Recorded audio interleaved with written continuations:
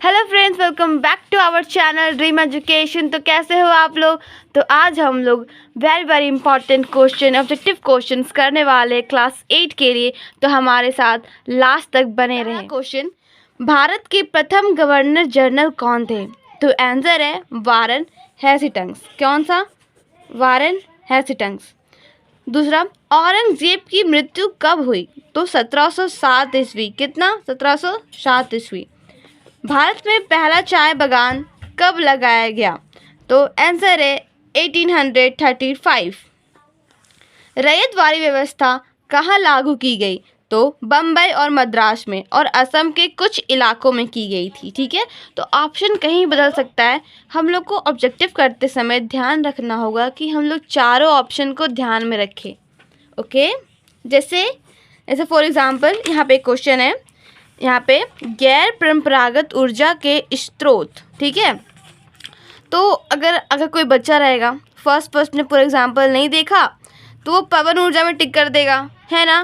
पर हम लोग तीनों ऑप्शन चारों ऑप्शन पढ़ना होगा कि फिर उसमें देखना पड़ेगा इसमें कौन अच्छा लग रहा है, फिर उसको टिक करना होगा। जैसे पूछा गैर परंपरागत ऊर्जा के स्रोत कौन है, तो पवन ऊर्जा भी है, सौर ऊर्जा भी है, ज्वार ऊर्जा भी है। तो इनमें सभी आंसर होगा। नहीं तो कोई हड़बड़ी बच्चे होंगे तो वो कर देंगे, तो ये गलत हो जाएगा। तो प्लीज़ ऑब्जेक्टिव को सीरियस ले, हल्के में ना ले, ये भी बहुत डुबा सकता है नहीं तो।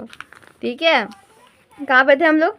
बिरसा मुंडा के पिता का क्या नाम था। तो क्या था? सुगना मुंडा था। कर्मा मुंडा उनकी माता का नाम था। झारखंड में अंग्रेजों का प्रवेश किस जिले की ओर से हुआ था। झारखंड में अंग्रेजों का प्रवेश किस जिले की ओर से हुआ था। तो हुआ था सिंहभूम की ओर से। बक्सर युद्ध के समय मुगल बादशाह कौन थे। तो कौन थे? शाह आलम द्वितीय। कौन थे? दूसरा नंबर सही होगा, शाह आलम द्वितीय। भारत का क्षेत्रफल कितना है? 32.8 लाख किलोमीटर, 8 लाख वर्ग किलोमीटर। खेरवार विद्रोह की शुरुआत किसने की। तो नीलांबर और पीताम्बर ने की थी। बस्तर विद्रोह कब हुआ। तो बस्तर विद्रोह 1910 में ईस्वी में हुआ था। स्थायी बंदोबस्त व्यवस्था किस गवर्नर जनरल के समय हुई। तो स्थायी बंदोबस्त व्यवस्था किस गवर्नर जनरल के समय शुरू हुई थी। तो लॉर्ड कॉर्नवालिस के समय वो शुरू हुई थी। भारतीय राष्ट्र संग्रहालय कहाँ बनाया गया है। तो नई दिल्ली में बनाया गया है। अंग्रेजों ने अपने पहली कोठी कहाँ स्थापित की। मद्रास, सूरत, कोलकाता, मुंबई। तो कहाँ? सूरत में। रेगुलेटिंग एक्ट के तहत कलकत्ता में सर्वोच्च न्यायालय की स्थापना कब की गई। तो 1773।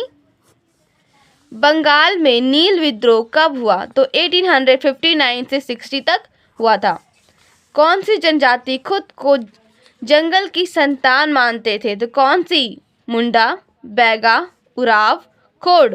कौन?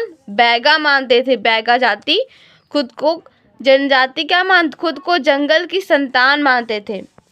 वास्को डिगामा भारत के किस बंदरगाह में पहुंचे थे। कालीकट, जो कि वर्तमान में कोलकाता है। निम्नलिखित में कौन सा मानव निर्मित संसाधन है। तो कौन है? झरने का जल क्या मानव ने बनाया है। कैंसर उपचार की औषधि क्या मानव ने बनाई है। हाँ, मानव ने बनाई है।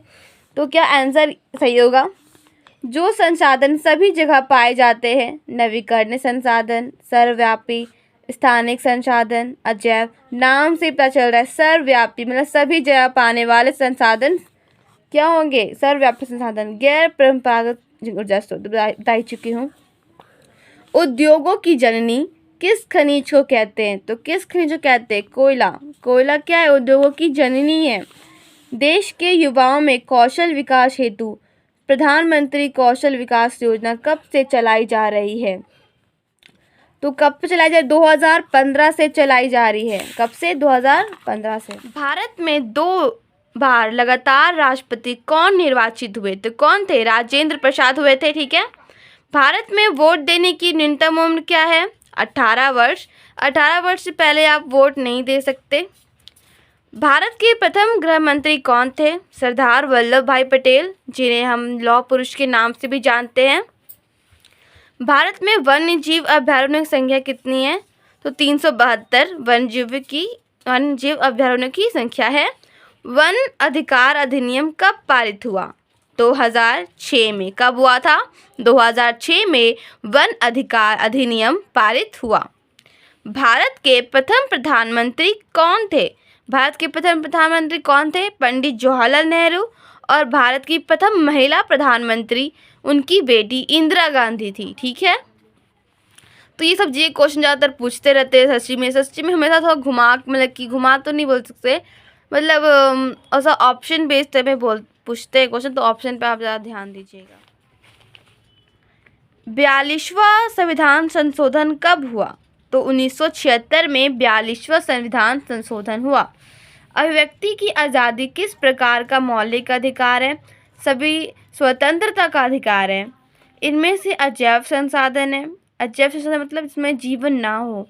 तो मृदा में क्या जीवन है? नहीं है। मानव में जीवन है, पौधों में है, जंतु में है। तो आंसर क्या सही हुआ? मृदा में। मृदा क्या है? मृदा एक अजैव संसाधन है। वह संसाधन जिनकी मात्रा ज्ञात होती है वो क्या? वास्तविक संसाधन कहलाते हैं।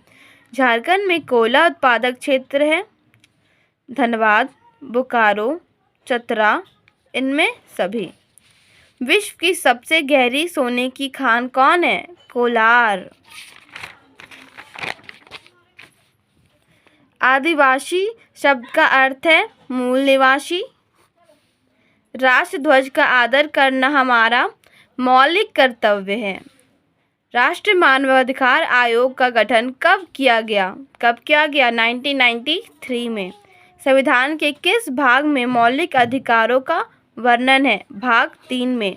लौह पुरुष किनकी उपाधि है? सरदार वल्लभ भाई पटेल की। तो थैंक यू।